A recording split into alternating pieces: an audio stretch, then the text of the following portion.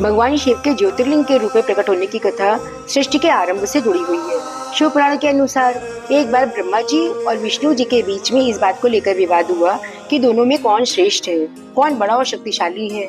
दोनों अपने अपने तर्क दे रहे थे और ये विवाद इतना बढ़ गया कि सृष्टि का संतुलन बिगड़ने लगा। फिर दिव्यास्त्र का प्रयोग करने लगे और फिर इस झगड़े को सुलझाने के लिए वे दोनों कैलाश पर्वत पर शंकर जी के पास में गए। इस विवाद को सुलझाने के लिए और दोनों के अहंकार को दूर करने के लिए भगवान शिव एक अनंत ज्योतिर्स्तंभ के रूप में उन दोनों के बीच में प्रकट हुए और उन्होंने ब्रह्मा जी और विष्णु जी से कहा कि जो भी प्रकाश के इस खंबे का छोर शुरुआत और अंत ढूंढ लेगा वही सबसे बड़ा माना जाएगा। भगवान विष्णु वाराह का रूप धारण करके पाताल लोक नीचे की तरफ गए, लेकिन उन्हें कोई भी अंत नहीं मिला। निराश होकर के वो वापस कैलाश में आ गए और उन्होंने भगवान शंकर से अपनी हार स्वीकार कर ली। ब्रह्मा जी ने हंस का रूप धारण किया और वो ऊपर की तरफ गए। उन्हें भी अंत नहीं मिला, लेकिन उन्होंने झूठ बोल दिया कि उन्हें छोर मिल गया है और उन्होंने केतके के फूल को इस अपने झूठ का साक्षी बनाया।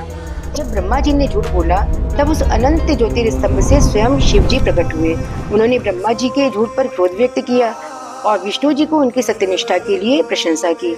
उन्होंने ब्रह्मा जी को श्राप दिया कि देवता होकर उन्होंने झूठ बोला, इसलिए उनकी पूजा नहीं की जाएगी और उनका एकमात्र मंदिर पुष्कर में ही रहेगा।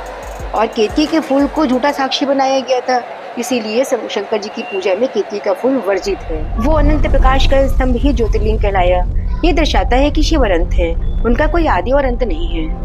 इस घटना के बाद शिव जी ने अपने भक्तों के कल्याण के लिए पृथ्वी पर अलग अलग कालखंडों में 12 विशेष स्थानों पर ज्योतिर्लिंग के रूप में निवास किया, जिन्हें आज हम 12 ज्योतिर्लिंग के नाम से जानते हैं।